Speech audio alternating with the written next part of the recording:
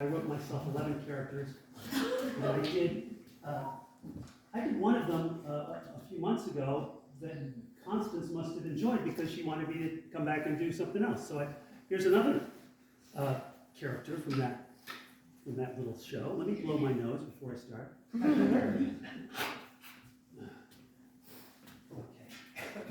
Okay. This is called Defensive Driving Instructor.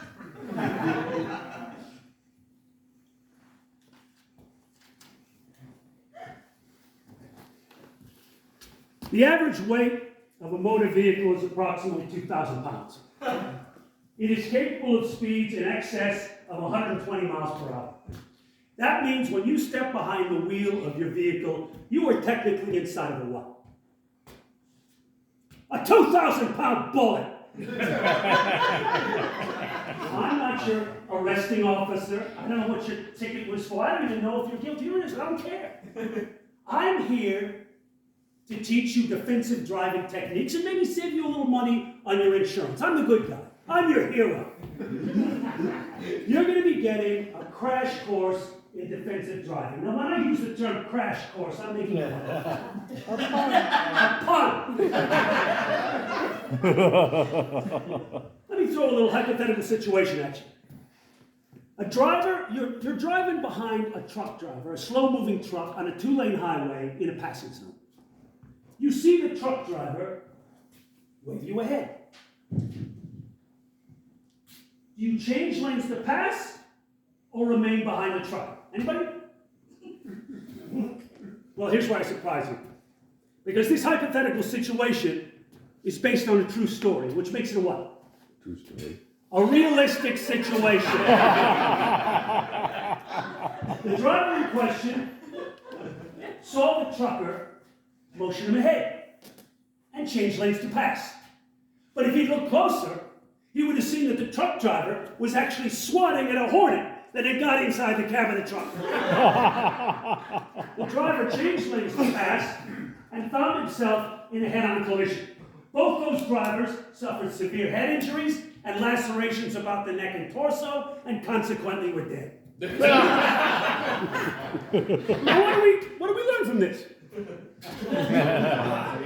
When driving on the open road, roll up your windows. That hornet doesn't get into the cab of the truck. The windows are what?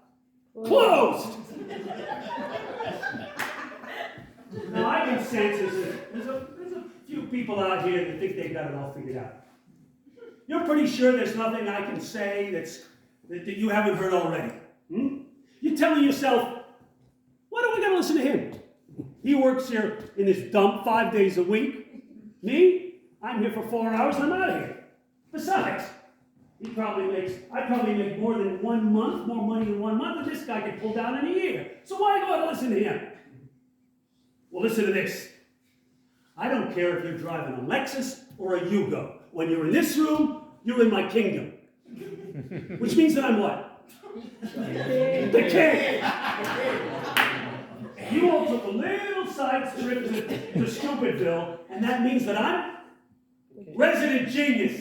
All right, time for another hypothetical situation. A driver merges onto a major highway via the engine train. Despite bumper-to-bumper traffic, he fails to look in his left rearview mirror or even look over his left shoulder when entering the flow of traffic. He proceeds to cut across 3 lanes without using his turn signal.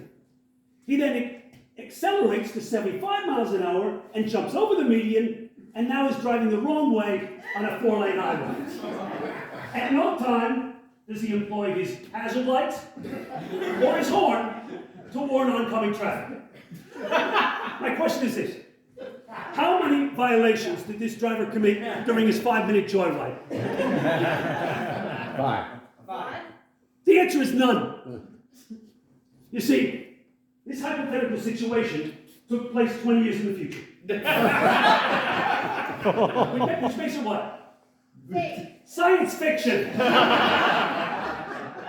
The driver in question was driving a hovercraft, which is capable of skimming over traffic and median strips unimpeded. At 20 feet above the ground, the use of hazard lights and turn signals was unnecessary. The rules of the road simply did not apply. Surprised you, didn't I?